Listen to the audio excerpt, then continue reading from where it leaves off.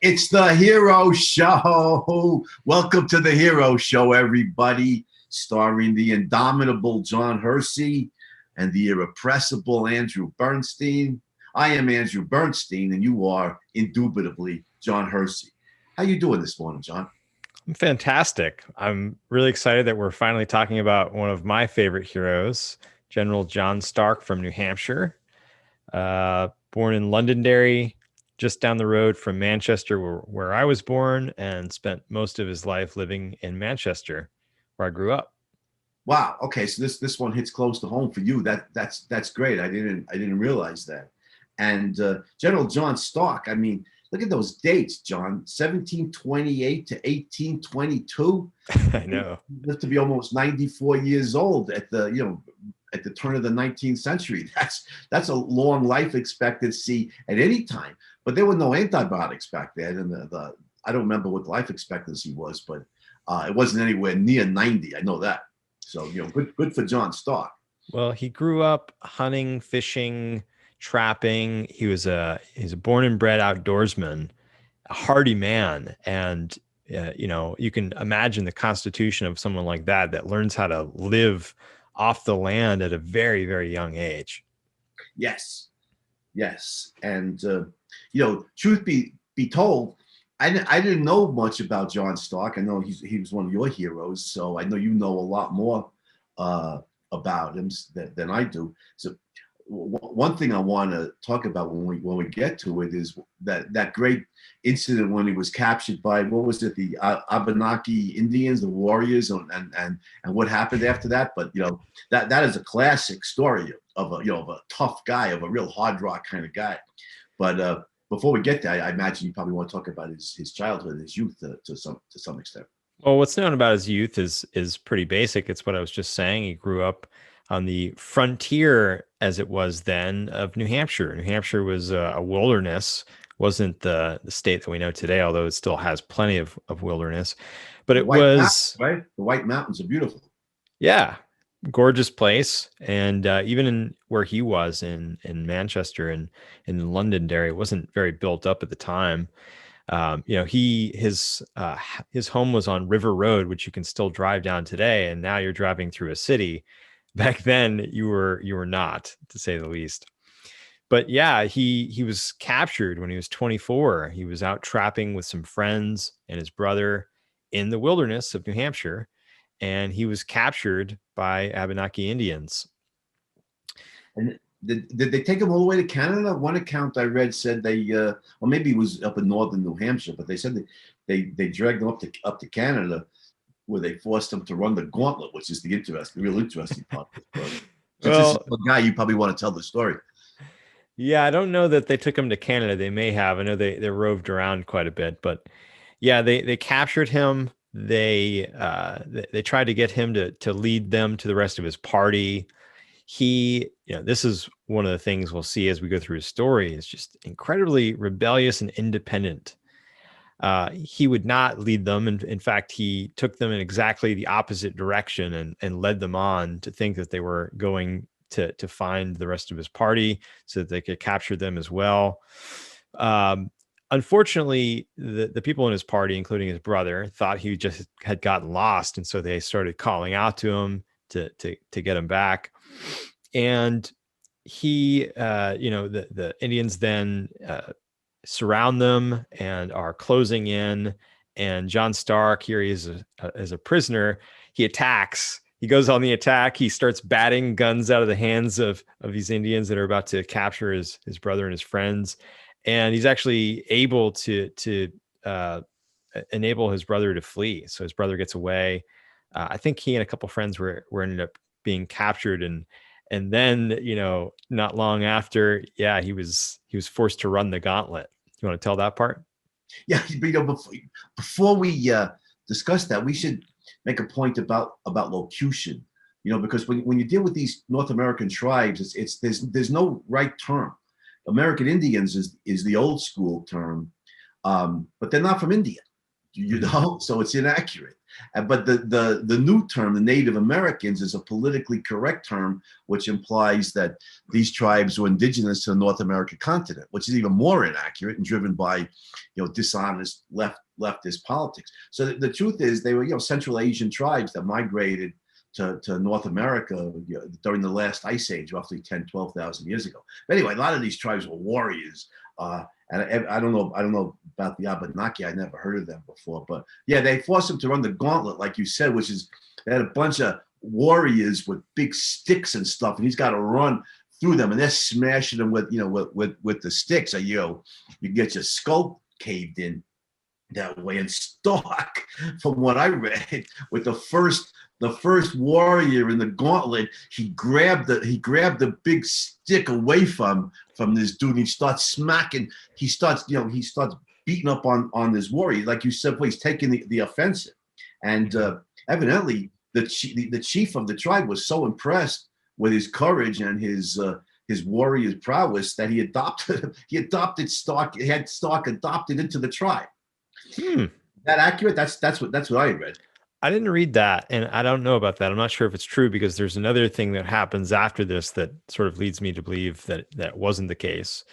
But yeah, so he rushes the guys in this gauntlet, knocks a bunch of them down. If what I read was correct, I think it was the chief who was sort of sitting back and laughing at what Stark had just done. But if my chronology is correct, not long after this, they force Stark to hoe some corn, which is a job that's traditionally done by the tribeswomen. And he does not like this. So instead of hoeing the corn, he goes out, he chops all the corn down, leaves nothing but the weeds, and takes the hoe and throws it into a river. So, well, what did the chief think of that? I don't think they much liked it. And I think perhaps at some point they regretted having captured this guy who just not your typical captive. And they would regret it even more a few years later at the outset of the French and Indian War. Go ahead. That's a wonder they didn't kill him at that point. But so I'm getting this information from Wikipedia, which we know is dicey. Sometimes it's accurate, sometimes it isn't. But according to this, I'll just say this. According to the Wikipedia page for General John Stark, he was adopted by the tribe, and then years later, during the French and Indian War, when he was fighting with Rogers Rangers, basically a group of daring commandos, New Hampshire guys who were real warriors. They were about to attack this Indian village that included the chief, that from the Abenaki tribe that Wikipedia says had adopted him, and Stark refused to accompany them on that raid out of respect for the chief and the tribe that had adopted him. So I don't know. I don't know if that account is accurate, but I'll say this: if these stories about Stark aren't true, they ought to be true, because they're great stories of somebody who was truly a mighty warrior, and myths grow up around characters like that. Absolutely. Yeah, and so he gains a reputation in the French and Indian War of being this great soldier. He meets General Israel Putnam, who we later meet again in the Revolutionary War. He plays a big part in that, and later, partway through this, another guy, Lieutenant Jonathan Brewer, Stark gets smallpox, and he's laid out for a while. And Brewer, while Stark is recovering, decides that he's going to take over Stark's post. He takes his command, but then Stark is about to be reinstated, and Brewer files this summary action to keep him basically away from his company, and then takes charge of Stark's company and leads them downriver. So this is an early instance of Stark running into sort of arbitrary political power and really distrusting people who are given that kind of power. And it comes up again several times during the Revolutionary War, doesn't it? I mean, Absolutely. yeah, where Yeah, he really distinguishes himself as first as a colonel, then as a general in the War of Independence. Yep. So he's already very distrustful of politics and politicians. He refers to the people that gather on a regular basis as the Exeter crowd. They're sort of the uppity crowd, and they're, some of them are people that don't have to do manual labor. He runs a sawmill. Some of them are people that at this point have either inherited wealth or created enough of it that they're not working on a regular basis. But in time, though, the British encroachments on the freedoms of American colonists really irritates him. And so he decides that, it's actually time to set aside this disdain for politics. And he starts attending the meetings of the local committee of safety, which the committees of safety were shadow governments set up in various places when the British disbanded the legitimate local governments. And so Stark, he hears about the battles of Lexington and Concord, April 1775. The shot heard round the world. And he immediately hops on his horse. He grabs his gun, hops on his horse, and heads to Massachusetts, still wearing the clothes that he was working in that day. Wow, that's great. Nice, I like the way you put that. Grabbed his gun, hopped on his horse. It sounds like an old John Wayne movie, What? We got to do a hero show on John Wayne one day. He had a great line that is what he defined courage. Courage is when you're scared to death and you saddle up anyway. Which is a great definition of courage. I'm not sure John Stark was scared to death or not. He sounded like a kind of guy who wasn't rattled very easily. Yeah, I don't think he was, and he heads to Massachusetts, and he quickly is commissioned as a colonel, and he raises 14 regiments, 3 times as many soldiers he brings into the army as most of the other colonels that are commissioned alongside him. And to his displeasure, his son actually shows up in his camp. His son's 15. And he says, I can handle a musket and have come to try my luck as a volunteer. And Stark says, okay, very well. So, here he is. I don't think he was happy about it, but he's committing his son to the war effort too. Yeah, especially when the kid is 15 years old. But Stark becomes a hero at the Battle of Bunker Hill, doesn't he? Which is the very next day. It's the day after his son shows up in camp, June 17th, 1775. One of the harshest battles so far. And, the British had taken out most of their retaliation, most of their anger on the Massachusetts Bay Colony. And, this is in response to the Boston Tea Party. But thanks to people like, as you mentioned, Paul Revere, the colonists had pretty good intelligence about where the British fleet was, where it was going. And so on June 17th, Stark, along with several other regiments, but Colonel Stark's regiment, is ordered to move downriver to Bunker Hill. And they march on this very narrow strip of land between the Charles River and the Mystic Rivers. And the British have ships on both sides, and they're just floating batteries, raining down fire. And Henry Dearborn, who would later be Thomas Jefferson's Secretary of War and James Madison, one of the generals under James Madison in the War of 1812, was there. He's a young captain under Stark. I just want to read this quote from Dearborn because I think it's hilarious, but it gives you an idea of Stark's personality and his cool under fire. He said, "My company being in front, I marched by the side of Colonel Stark, who, moving with a very deliberate pace, I suggested the propriety of quickening the march of the regiment, that it might sooner be relieved of the galling crossfire of the enemy. With a look peculiar to himself, he fixed his eyes on me and observed, with great composure, 'Dearborn, one fresh man in action is worth 10 fatigued ones,' and continued to advance in the same cool and collected manner." Yeah, I had read that when Stark and his men approached the battle, there were various other regiments, that were milling around, obviously fearful about advancing to the front. And Stark just told them to step aside so that he and his men, could advance to the front lines. Yeah, there was a regiment whose commanding officer, Colonel James Reed, was absent. He was ill at the time. Colonel Stark already had the largest regiment on the field, and he actually absorbed Colonel James Reed's men into his. So he's augmenting this force that's already the biggest there.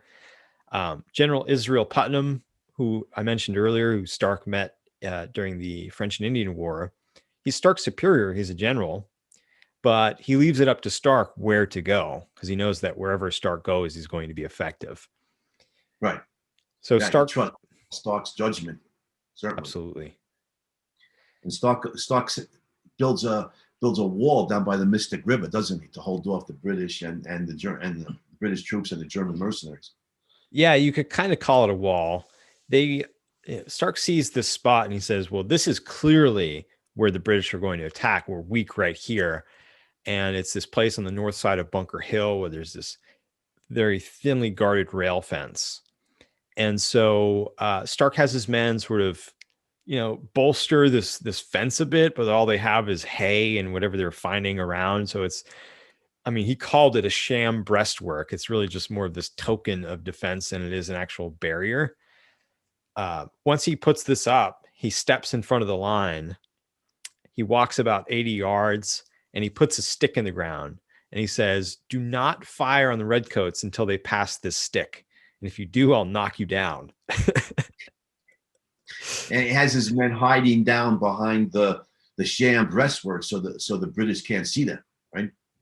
I think they could see them, but the British I think they knew that they were there, but they were completely dead still. And so the British were wondering, well, are they going to fight at all? And then they passed the stick. And one of the people there tells what happened better than either of us could tell it. Here's the description of one of the soldiers under Stark. Death struck so surely there on the beach that one by one the companies melted away. Officers fell, sergeants and corporals fell. The leading privates dropped and the rest shrank back. As the broken lines of each company gave way, the successor pressed forward, only in turn to be shattered. Yeah, what I had read was that Stark had his men crouched down behind as you call it, the sham breastwork, and then when they reached that barrier that he has said he had them stand up and just fire, just withering fusillade that just shattered the British ranks, killed. Here's the thing about war, John. It's like we admire the heroism, but you always have to remember the blood and guts and how many people died, because it just shattered the British ranks, killed God knows, a lot of their guys. And they kept the British. I think there were German mercenaries at that battle also, weren't there? And they kept attacking, and Stark and his guys just kept hammering them and killed a lot of the British troops and German mercenaries that day. Yeah, Stark would several times reflect on the superiority of undisciplined freemen over that of what he called slaves, essentially. But like you said, war is never to be celebrated for war's sake. It's horrible. It's a bloody battle, and I don't think even most of the people that fight in wars and do heroic things enjoy war for its own sake. But of course, what we applaud here is not the militarism, but the courage for one, and what that courage accomplished. In this case, accomplished a lot. Right. Somebody we got to do a hero show episode on. Certainly one of my heroes, General William Tecumseh Sherman, who broke the back of the Confederacy and foreshortened that bloody war, the U.S. Civil War. Sherman, of course, is famous for pointing out war is hell, and it is. So sometimes it has to be fought, and in this case, in the War of Independence, it had to be fought. And so, the heroism here, the courage is extraordinary, and it's in service of freedom. It's in service of a real superlative value. So we certainly salute Stark and his men. In fact, what you were saying, John, about the superiority, Stark's belief in the superiority of the Minutemen, in effect, these guys who weren't professional soldiers. They were Right. farmers or merchants or whatever, but they owned muskets, they were proficient in them, and they valued liberty, and they're willing to fight and risk their lives. I saw a quote from one historian pointing out that Stark's men were limited. When they had no military experience, they had that much training, and the historian said, quote, "But with these men, Stark killed over 200 of Europe's vaunted regulars with a loss of 14 Americans killed," unquote.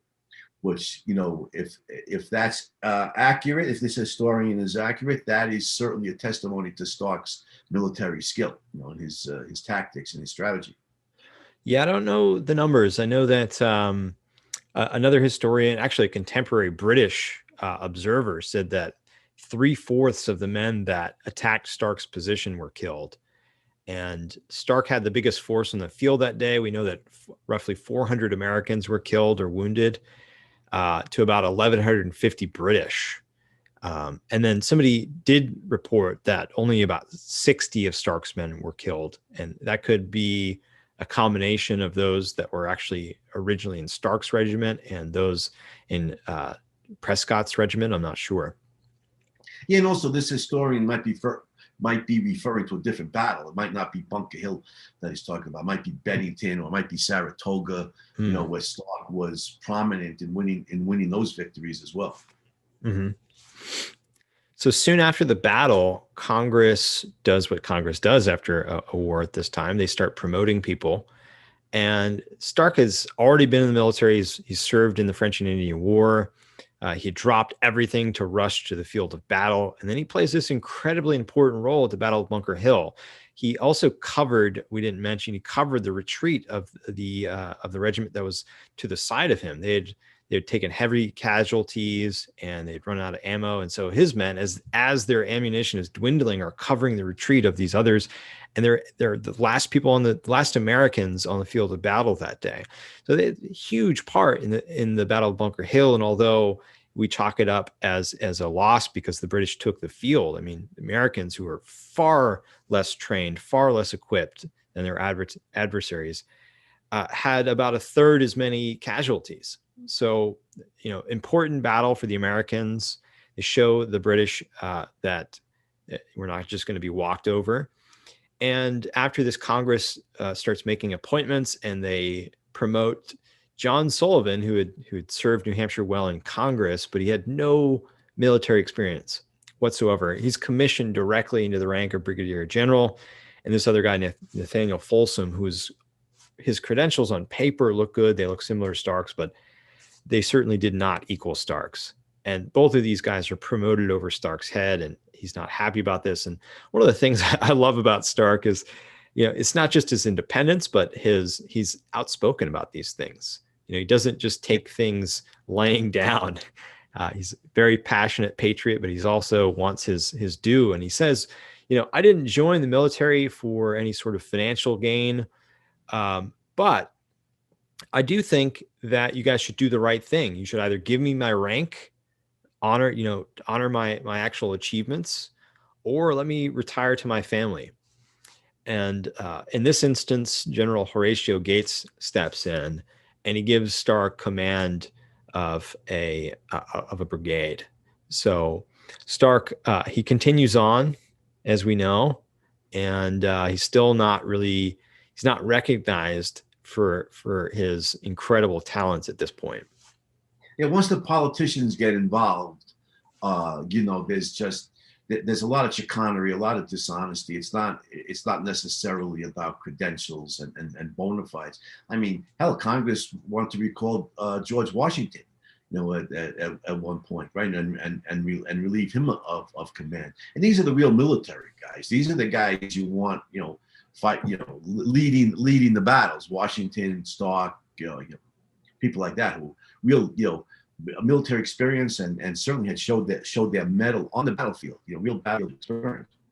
The military experienced military guys talk about the fog of battle. You know, once the battle is engaged, the pre-battle plans might just, you know, have to be thrown out the window. There's this you don't know what happens once battle begins, and the guys with real experience and a real, you know, understanding of you know, that real battlefield experience is just, it can't be replicated. No matter later on, no matter how much time you've studied at West Point or one of the great military academies, and no matter how much you excel in that regard, all of which is good, but the actual battlefield experience, you know, is just incalculably valuable, and Stark had it. I mean, he was born to this. You know, if he were religious, we would say he was born to this, to be a military commander. Mm-hmm. Yeah, that reminds me of that quote. I forget who said it now, maybe Mike Tyson or something, but it was to the effect of, all your plans go out the window once you get punched, or after the first punch. Face, right? yeah. That's right. Yeah, that's right. That's right. And but Stark went on. Yeah. So basically, he told the politicians to pound sand, you know, which we admire about Stark. He got a commission as a general. Gates appointed him as a general, right? And he's commanded a brigade. He's commanding a brigade, so I think perhaps a brigadier general, but I don't recall. He could still be a colonel at this point. Okay. But I know he plays a prominent role in several major battles. One at Bennington and one at Saratoga, which a lot of people think was the turning point of the War of Independence. So, you want to talk? What did you want to talk about? Other battles before that? Before we get to Bennington? Yeah. So I think one of the most important. So in late 1776, the Continental Army is losing heart, and it's been a while without a victory. They've been on the run. They've been in their camps. They haven't really been doing much, and it's sort of bred this pettiness and lack of discipline among the troops. And Washington is at his nadir as well. And a lot of his troops are about to leave. Their commissions end at the end of the year, and he's got nothing to give them. Their pay is in arrears. So the Continental Army needs a victory, and Washington calls this Council of War. And after the council meets, the Council of War is Washington and his generals. They meet, and then he calls Stark into his camp. And he decided Nathaniel Greene is going to, they're going to attack the Hessians. They're going to attack the Hessians on Christmas night. You know this battle. They're going to cross the Delaware and attack the Hessians at Trenton on Christmas night. And it was actually a battle. I thought Lloyd just imagined this when he had that great painting of Washington crossing the Delaware. Right. Excellent. What a battle. I guess. So he's chosen Nathaniel Greene, who's been, right-hand man for Washington for much of the war, to take one flank, and he's chosen John Stark to take the other, which is interesting because he could have chosen from a whole slew of other officers that outranked Stark to lead this attack. But when it matters most, when everything's on the line, he chooses Stark for his reputation of valor. And they cross the Delaware. So Stark crosses a little after Washington. We all know this famous iconic image from Lutz. So Stark crosses that night as well, a little bit after, and they arrive in Trenton. And I think it was General James Wilkinson later said that Stark dealt death wherever he found resistance, and he broke down all the opposition. And so the Americans, as we know, they overrun these unsuspecting Germans, the German mercenaries. They don't, they're not really invested in this battle, but it's Christmas and they're partying. They're all drunk. So Trenton proves this huge turning point in the Revolutionary War. We finally win some pride back, and so fresh off this victory, Stark seizes the moment, and he actually proposes to he proposes to his regiment that they stay on. They re-enlist for another 6 weeks because they're all supposed to go home in a few days. It's the day after Christmas. He goes into the job of recruiter at this point, and he says, "Look, I know we haven't paid you. You're supposed to leave soon. Sign on for another 6 weeks. and I will find a way to pay you. I'll if required, I will give you my own money, everything I've got left. And they do, and Washington actually uses this plan as well, and they get several other regiments to reenlist for the 6 weeks, and the Americans go on to again attack the British at the Battle of Princeton, and again win. So this 6-week enlistment, this really helps to take that momentum that the Americans had gained after Trenton, and then fight another battle at Princeton. That's a really good point. That Washington chose Stark to man his flank rather than generals that outranked him. And it goes to Ayn Rand's point about being reality oriented, fact based. We want evidence. We're not going by there's that old adage about the British Army that the Brits always had the best soldiers but the worst officers, because the officers very often got their appointments by being noblemen. So they were duke or or whatever. Didn't necessarily have any military knowledge or battlefield experience. But Washington, in fact, that's one of the reasons that Washington left the British Army, wasn't it? Because he was going to be passed over. He had the military knowledge and the battlefield experience, but he was going to be passed over for people who came from better families, or from they were upper class or whatever, because the Brits were very focused on that. Whereas Washington's a backwoodsman, he's a frontiersman, in many respects. He wants to win the battle. He's not concerned about somebody's family or their name or what class they come out of, and so he chooses Stark to man his flank. I mean, I think that's very typical Washington. Made the right move, and Stark proved his mettle once again. After this re-enlistment for 6 weeks, he travels back to New Hampshire to start building to get some fresh recruits. He needs to build more regiments. And he gets back and he finds out that 2 guys, again, who have less experience, less capability than he does, again, have both been promoted above him. One of them, this guy, Colonel Enoch Poor, who's, if you go to the New Hampshire, if you go to the New Hampshire State House, you can see his painting there. Of course, Stark's statue stands out front. So the more important guy is getting the honors there. But Enoch Poor gets promoted above him, as do a couple other people. And, Stark was the best of the best, and he knew it. And he's again passed over, and he really resents it. And so he tells the New Hampshire legislature. And by the way, these guys were promoted by the Continental Congress, not by the New Hampshire state legislature. So their hands were tied. But he goes to them anyway, and he tells them, I just want to read this. These are Stark's words.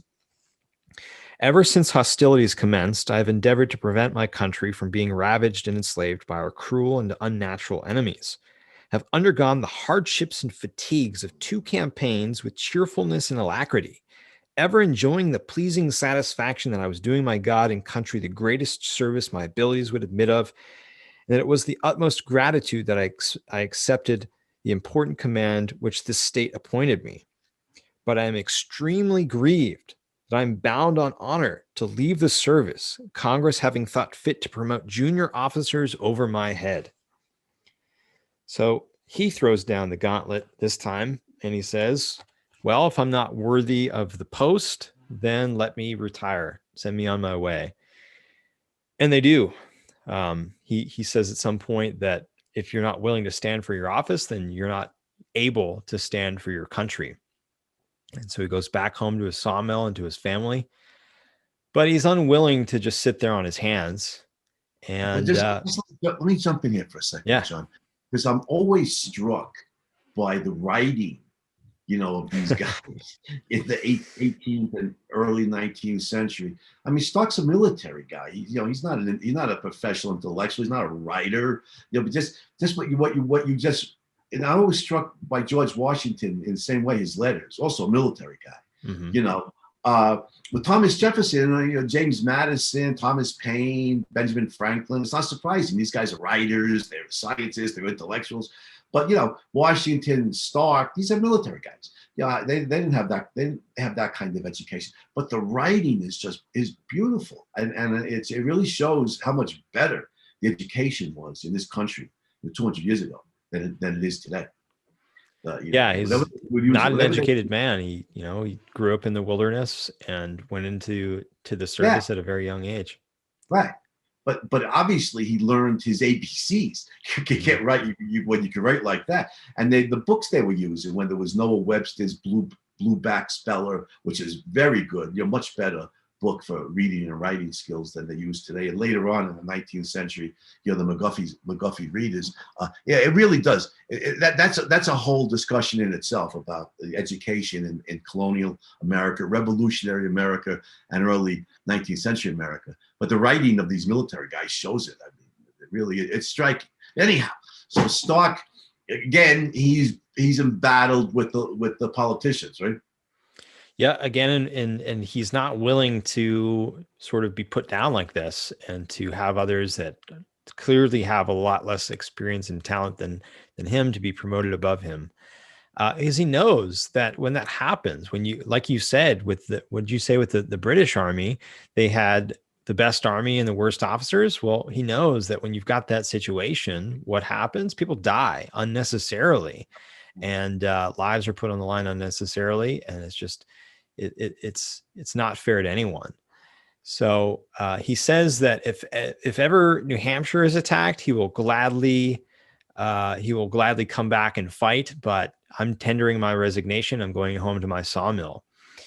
But once back, he's still as zealous as ever for the American cause, and he starts recruiting. In essence, everyone in his family, he outfits them with a gun. Anyone who is old enough and willing to go fight, he gives them a gun and tells them where to go, dispatches them to the army. And he had his eye on things. He sort of kept tabs on the military situation, and even in 77, he had warned that the British General John Burgoyne had his sights set on Fort Ticonderoga, upstate New York. Gives access to Lake Champlain. If you've ever been up that way, Lake Champlain then gives access to really what was then the western frontier of New England. So if the British are able to take Fort Ticonderoga, they're able to gain access to Lake Champlain. It's a huge lake. In fact, it was named a Great Lake for a while, and then its title was revoked. But it's a massive lake, and you can go very far on it. Yeah. So I've been on Lake Champlain. It is huge, and Fort Ticonderoga was the American fortress that sought to secure it, right? Yeah. So, growing up, my parents actually had a camp across the street from Lake Champlain, and we go there on the boat. And I've been to Fort Ticonderoga several times. It's a massive fort, very well fortified on a very large hill with great lines of sight, and who is in charge of it? Well, among the people in charge of it are Enoch Poor, who was promoted above General John Stark. And they get wind that John Burgoyne is marching on their Fort Ticonderoga, and they just flee in the middle of the night. They leave this position of unequal strength. They've got over 120 cannons, got huge stores of musket balls and gunpowder, plenty of food. They have the perfect setup for a siege, and they have the stronger position. And they not only do they withdraw, but they do so disorderly, leaving many of the sick and wounded to be killed by the redcoats and the Indians, or whatever you'd like to. I forget what we decided on earlier. We're going to call them. Indians works. At least it's the right continent. At least it's Asia, But I mean, that's normally, John, I don't blame people for running away from battle, because I'd be running away too. I'm a devout coward. But I certainly so, no, I have tremendous admiration for guys like Stark, who march to the sound of the guns, and calmly go into battle and deal death to the enemy. But leaving behind the wounded and everything, that's not. Yeah. You carry them out. Very dishonorable Yeah. fleeing from Fort Ticonderoga. And this leaves Vermont in a very, very bad position. They no longer have their stronghold from which to defend themselves. And Ira Allen, one of the Vermont officials, says that, by surrendering Fort Ticonderoga, basically what you've done is you've put now New Hampshire will now become the frontier. Once our state is taken, you will have to man the frontier and you're going to be the ones fighting the British. So he writes to New Hampshire, and John Langdon, who was a businessman and who also served in the Second Continental Congress, who's now New Hampshire Speaker of the House, Speaker of the New Hampshire State Legislature. And he sees that this is a grave situation. And I just want to read again from Langdon, because another one of these fellows who knew how to speak and how to write. This was what Langdon did in response to Ira Allen's request for help in Vermont. Langdon also a military man? He was a businessman, and he was more of a politician. Okay. I have $1,000 in hard money. I will pledge my plate for $3,000 more. I have 70 hogsheads of Tobago rum, which will be sold for the most they will bring. They are at the service of the state. If we succeed in defending our firesides and our homes, I may be remunerated. If we do not, the property will be of no value to me. Our friend, John Stark, who so nobly maintained the honor of our state at Bunker Hill, may safely be entrusted with the honor of the enterprise, and we will check the progress of Burgoyne. So he pledges his wealth, he pledges everything he has to the fight, and at the front of it, he wants John Stark. He wants John Stark to lead the fight in Vermont. Good choice. Yes, very good choice. So we finally get to the Battle of Bennington in Vermont was a major battle of this campaign, wasn't it? Yes, one of the biggest battles of the Revolutionary War, or at least one of the most important, not the biggest in terms of numbers, but extremely important strategically. So Stark goes about, he actually returns to the Congress with the messenger who brought the message from Langdon. And he's willing to accept the post, but only on certain conditions. This time around, he doesn't want anyone else who can outrank him. He doesn't want to be put under somebody in the Continental Army. If he is, it's possible that they could order him to abandon his mission in Vermont and to link up with the Continental troops and just to leave the Vermont frontier to Burgoyne. Right. So he says, I'll take this post, but you've got to give me full authority to act on my own judgment. And that's what they do. He's the only general of his kind, answerable solely to New Hampshire State Legislature. He's not answerable to the Continental Army. So, to the Continental Congress. Exactly. Right. He cannot be told what to do. So he quickly enlists. Once again, he's a fantastic recruiter. People are willing to get behind Stark. He knows what he's doing. He's not going to lead people into death needlessly, and so he's able to raise a huge army and to march into Bennington. And within a month, he's got his army. And these are untrained, unseasoned people. Frontiersmen, many of them farmers, hunters, fishers, gatherers. And so he brings them into Bennington. And here we are at the scene of the battle. And the Americans, there's a small regiment that goes up river, and they see some Germans. They see about 500 German soldiers and sort of lure them back toward Stark's position. And So they, these Germans think, oh well, we're gonna take this small contingent of American troops. Well, they lure them back, and then Stark enacts this pincer move that just totally is so effective. It just takes out this army here. But before he does, he gives this rousing speech that I know you wanted to mention. Like, yeah, I know. Stark, like you said, John, Stark is very quotable.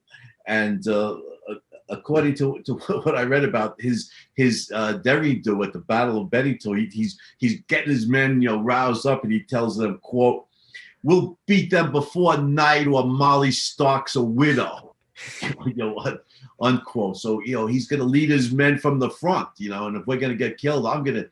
if we're going to risk our lives, I'm going to risk my life and maybe end up widowing my wife. But I mean, yeah, rousing speech from all accounts.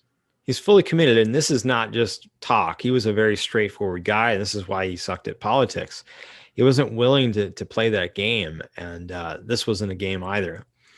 And so within a couple hours, in fact, the Americans are already transporting these German Hessian prisoners back to camp.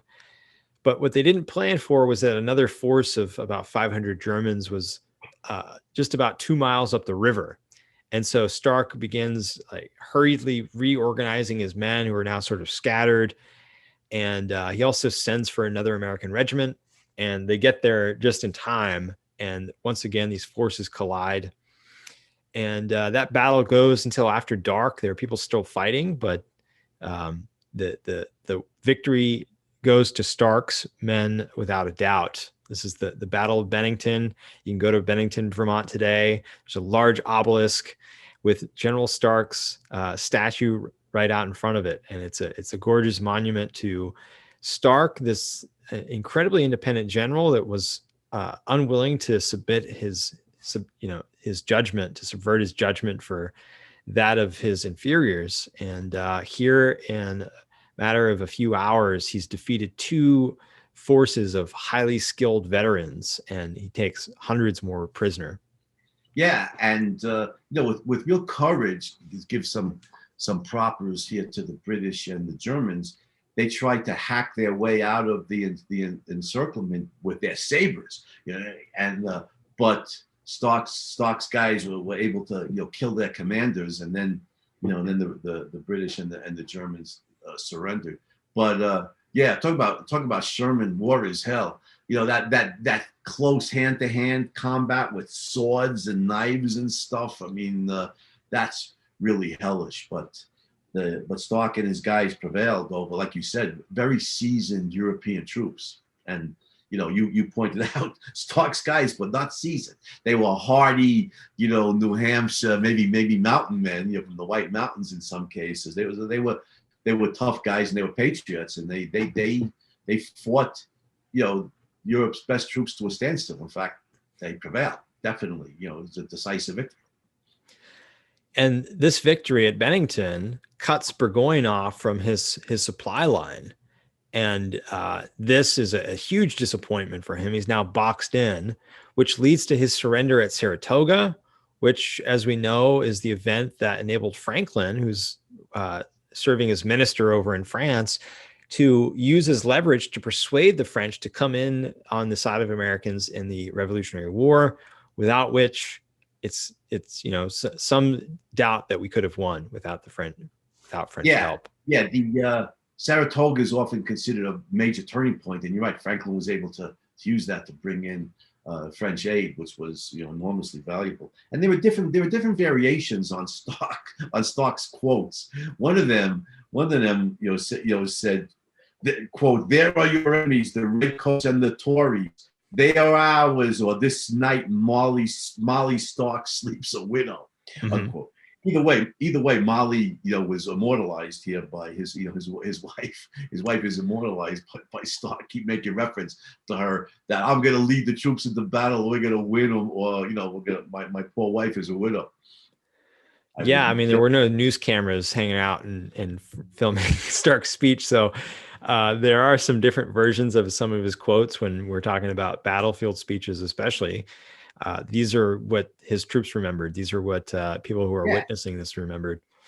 and he may have roused his troops. He led his troops at so many different campaigns. You know, he's probably given rousing speeches like the St. Crispin's Day speech that we read. You know, when we did Shakespeare. You know, on the Hero Show, he probably had opportunity to give several rousing speeches, or going against some of the most experienced veterans of European wars. We might be outnumbered, in this, we're outgunned, and they have heavy artillery and stuff. And he might have had opportunity to give a number of rousing speeches. But anyhow, and I'm sure he did. So one historian said of all the Revolutionary War generals, Stark's was the truest version of Cincinnatus. The Roman general who took the power when it was needed, went to battle, won the war, saved Rome, and then retired back to his farm. He didn't want to be the king or the emperor or anything. And Stark wasn't looking for political power. He wanted to win the War of Independence, gain liberty for America, and then go back to private life, which he did. That's absolutely right. But after the Revolutionary War, very few people know about John Stark today. I think he's known in New Hampshire a bit. He should be much more famous than he is as a Revolutionary War hero, if nothing else. Absolutely. But in the decades after, that wasn't the case. And we have record of James Madison and Thomas Jefferson writing to him, congratulating him on the victory. And even 30 years after the battle, Thomas Jefferson, I think this was upon being elected to his second term in office, learned that John Stark was still alive. And actually, it was a little later. It was in 1809. So the 32nd anniversary of the Battle of Bennington. No, I'm sorry, I am mixing my dates up. But Jefferson wrote to him at some point, and I think this was several decades after the battle, and he congratulated him on this tremendous part that he said. He called it the first link in the chain of success, which issued in the surrender of Saratoga. So Jefferson understood that this was a huge and momentous victory in the chain of success, as he called it, in ending the war. Right. And then in commemoration of the 32nd anniversary of the Battle of Bennington, so Stark has been retired. He's been back in civilian life for years. And Vermont officials invite him to a celebration to memorialize the battle. And I want to read a little bit from what they wrote to him. They wrote, "No event could so animate the brave sons of liberty as to see their venerable leader and preserver once more in Bennington, that their young men may once have the pleasure of seeing the man who so gallantly fought to defend their sacred rights. But," they added, "should this request be inconsistent with your health, we should be happy in receiving a letter from you that we may read it to them on that day. Sentiments from the age and from those who have hazarded their lives to rescue us from the shackles of tyranny will be read by them with peculiar pleasure and remembered long after their fathers have retired to the silent tomb." Stark at this point has been retired for a while. I'm struck by the writing. Yes, it's gorgeous. The silent tomb. Education was a lot better back then. We need to resuscitate education in this country. But this shows it can be done. Americans can get a superior education. But I'm sorry, John, I interrupt. Go ahead. Stark is, at this point, he's older and he's actually suffering with rheumatism. So he's not able to travel to Bennington, but he does write them the letter that they had asked for. And he talks in there about he talks about the men that he fought with, and he says that they were men who had not learned the art of submission, nor had they been trained to the arts of war. Our astonishing success taught the enemies of liberty that undisciplined freemen are superior to veteran slaves. That was the quote I was trying to recall earlier. And it's in that letter that he coins the famous motto of New Hampshire. Yeah, let me go on here because his writing is brilliant, and I love what he says here. So he says, "As I was then, I am now the friend of the equal rights of men, of representative democracy, of republicanism, and the Declaration of Independence, the great charter of our national rights, and of course a friend to the indissoluble union of these states. I am the enemy of all foreign influence, for all foreign influence is the influence of tyranny. This is the only chosen spot of liberty. This is the only republic on earth. And he credits the Americans' centuries for ringing the alarm of tyranny. And by centuries, he's here talking about those intellectuals like Jefferson, like John Adams, like Samuel Adams, who rang the alarm bell when they spotted these encroachments on freedoms. And he says, these are my orders now and will be my last orders to all my volunteers. He said he told them to look to their centuries. And his tribute to those who had not learned the art of submission, his final line was, live free or die. Death is not the worst of evils. And that, of course, is the motto of New Hampshire today. It's the motto you see on the New Hampshire state license plate. And it's actually the thing that made me curious about John Stark and want to learn more about him to begin with. Live free or die. You know, that's an immortal line, you know, and for that alone, especially since he backed it up, you know, with his own blood on the battlefield, he should be immortalized and remembered. But live free or die, you know, famous obviously is the state motto of New Hampshire. But the second part of that is also really insightful. Death is not the worst of evils.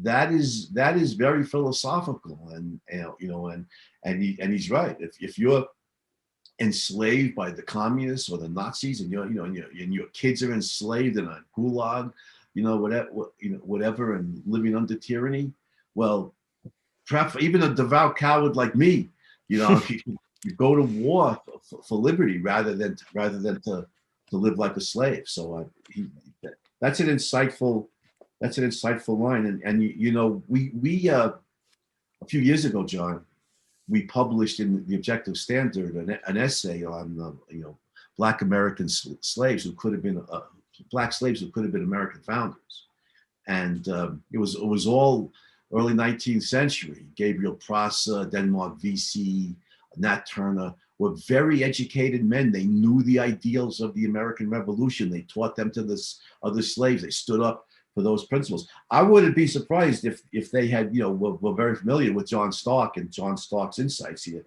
that death is not just live free or die is immortal, but death is not the worst of evils. That's true, and that's profoundly true. And John Stark should be remembered for his deeds and his words. So I think I'm happy that the Hero Show were able to do our part to try, you know, and I know you've written on this in the Objective Standard. We'll do our part to give the proper due to a real hero like John Stark. Not enough people know about him. And I definitely, if you're interested in learning more, I wrote an article called Live Free or Die, the story of General John Stark. Check that out. You can go see his monuments. What issue was that in, John? That was in the, I think it was the spring 2008 issue with Frederick Douglass on the cover. Frederick Douglass. There's some real freedom fighters there. Frederick Douglass, John Stark. There's also Robert Ingersoll's in here and several others. Who else is in there? Robert Ingersoll. Okay, another freedom fighter. And Frederick Douglass was the first hero that we celebrated on our show. That's right. Just about a year ago. It was June last year. Well, I think we have done.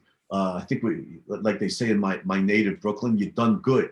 You know, I think we have done.